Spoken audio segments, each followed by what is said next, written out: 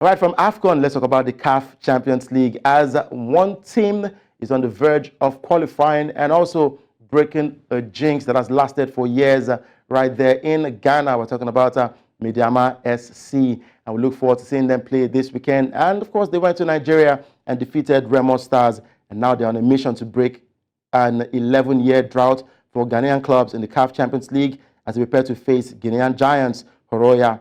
The last Ghanaian team to reach the group stage was Berekum Chelsea in their debut appearance in 2012. The Ghanaian champions, also making their debut in this prestigious tournament, are determined to draw inspiration from Berekum Chelsea's remarkable run. Now, the club have set their sights on securing qualification to the CAF Champions League group stage, aiming to make history for Ghanaian football. Now, joining us to talk about this is Felix Romark. He is a data analyst and, of course, editor for Ghana League Live. Good to have you with us, Felix. Yeah, good morning, Nigeria. How are you guys?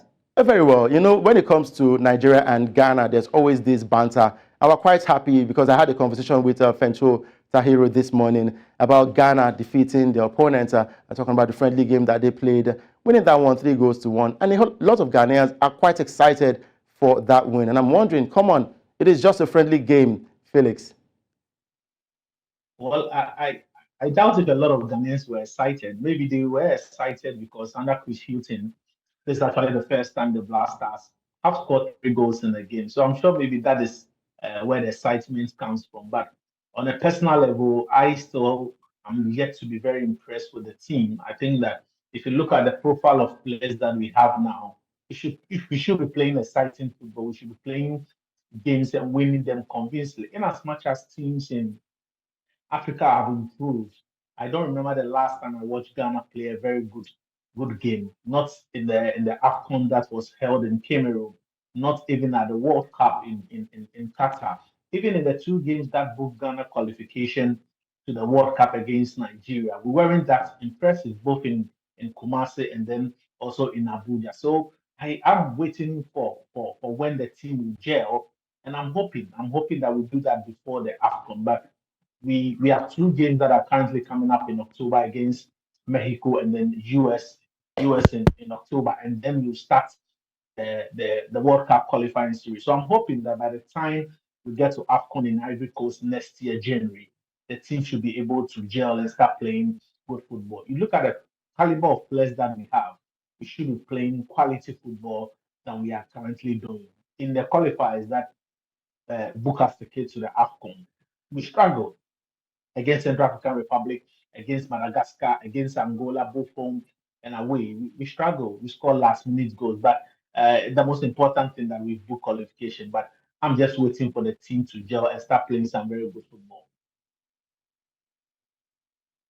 So before we talk about the CAF Champions League and Medeama SC, I would like to take you on the journey for Ghanaian football now. Yes, we talked about a lot of players who are seeking to play for Ghana, and just recently, well, Ghana almost lost Edin Ketia because he was called up to the English Three Lions, but he didn't get a chance to feature. So it means Ghana still has a chance to call him up. What do you make of the fact that African football teams are beginning to look for these players who play across Europe? Well, I think that it's not a bad idea. First of all, so far as they have a lineage to the countries that they represent, there's nothing wrong in going chasing after them. But if you want to chase a player, the player should also show commitment that I really want to play for you, and that is where my major problem is, because you go and chase a player, he come and represent the national team, and he thinks you are doing him a favor. So yes, there should be a dialogue between the two parties. You know what, Inaki Williams, we know it's been difficult for you to break into the Spanish national team. There is Ghana, you can play for us at the World Cup, you can play for us at the AFCON. And the player also should understand that when you get the opportunity to play for any national team in the world, it is an honor.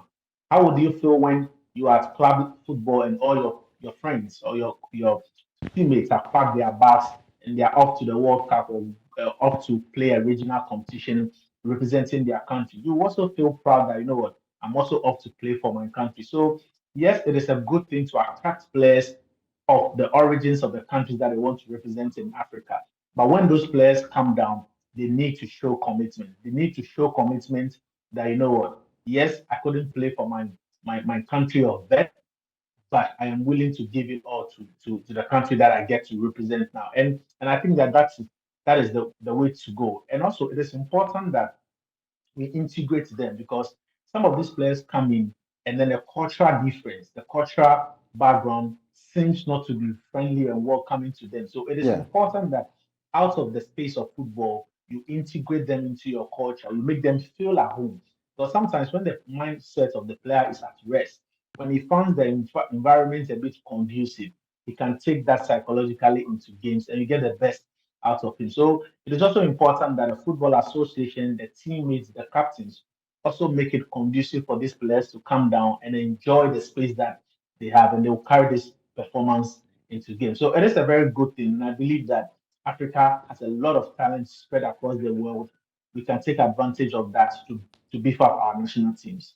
All right, talking about taking advantage and the talents that we have right here in Africa, let's now talk about the CAF Champions League and the mission for Medeama SC. About 11 years ago, we had Bericum Chelsea achieving that goal, making it to the group stage. Now, Medeama SC are on the verge of doing the same thing as well. How are the fans reacting over there in Ghana? Because they played a tough match against Remo Stars, came to Nigeria and won that game, and they've shown that they are quality enough. They've shown why they are champions of the Ghana Premier League, and they do want to go far in the CAF Champions League. Well, I think that the fans are very excited, especially those in the western part of the region they come from, and specifically in Takwa, where the club is big. Because truth be told, a lot of the supporters they don't have confidence in Medeama going to Nigeria to qualify, and they did that against all odds. You know, when it comes to Ghana, club football, Ghana, Nigeria, it is more like a national thing. So they have huge support from corporate bodies. When they won the league, they have sponsorship from a mining company in the community. They have sponsorship from Hisense. A lot of corporate bodies came to support them. So it was good for them to advance into the next stage of the competition. And I feel that from what we saw in both games, I was actually impressed with the game in Nigeria. They were very compact, they were very, very discipline in the way they set up. They were very pragmatic. And I knew very well that if this game had gone to penalty, they'll surely sail through because they have good players who when they're under pressure can take good penalties. And they have a very good goalkeeper in Felix Chase. So I was very, very confident that should the game go into quarter penalties, they would triumph. And they did very, very well. And I'm hoping that they try as much as possible to go far in the competition, not just for themselves, because it is important that Ghanaian clubs get two representatives in each of the CAF inter-club competition. Gone are the days where we had two clubs in the Champions League and two clubs in the Confederation Cup. But because we are not performing well on that stage, our coefficient points this years have dropped, and that is the reason why we are not getting two representatives each in both CAF inter-club competitions like the Southern Africans and the North Africans are doing. If you have two teams each in both competitions, it's also helping your progression into the next stage. And I quite don't remember the last time a Ghanaian club made it into the group stage of the CAF inter-club competition. For Medeama, this is the first time that they are going into the Champions League because they have never won the title before until last year when Adriana, who had led the table to match with 31, lost the title to Medeama. So it is a new environment for them, but they have the experience of managing Africa and the league. They've done that before. In 2014, they were in the Confederation Cup. They came back again in 2016. So they have experience when it comes to the Confederation Cup. But when it comes to the Champions League, you know very well that is the cream de la cream, the topmost clubs in Africa. And that is why just their third game in Africa, they come up against a very good side, a very rich club, a very experienced club in Horoya. And that is one big test for the Mouse and Yellow, as we call them here in Ghana. But I'm hoping that they will manage to stand the test. Still talking about Horoya now, they are top side in Guinea football and also playing in the Champions League. Yes, we can say that Medeama are underdogs when it comes to this battle between the Ghanaian team and the Ghanaian team. But Medeama are also champions of the Ghana Premier League. Don't you think Horoya FC should also be afraid of Medeama? Well, I think that in Africa, any team that comes up against Nigeria, Ghana, sorry, would give them some maximum respect because if it's a club from Ghana, you need to show that respect because Ghana is a footballing nation. But you look at Roya, they have experience, they have the money, they bought in players from other African countries to beef up their squad. Medeama don't have that power. Medeama, in as much as they won the league last season, are not the top club in Ghana. They are up and down, always win. And if you look at the way the fixtures have formed up, Medeama is playing home first, and then away league will be in Guinea in the fourth night. So kind of you get advantage when you are playing your second leg at home. But I'm hoping that Royal won't be able to take that advantage like and feel the same way as Remo did. But it is important for them, Medeama, not to concede here in Ghana.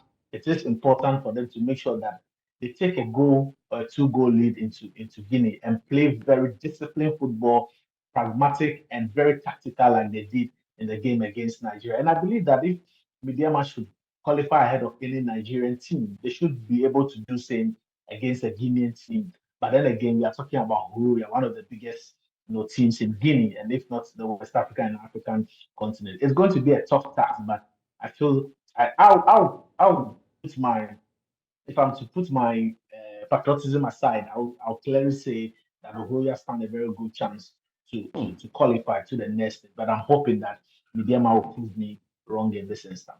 Well, I also hope so that Medeama would prove you wrong when it comes to predictions. Now, for Medeama, let's quickly switch to the Ghanaian Premier League because it looks all but certain that the league will kick off on Friday, but some clubs are still clamoring for it to be extended. Some are saying they are not ready yet for the new season, but it looks like it is set to go on Friday. What do you make of this? Should we kick off with the season or should we hold on?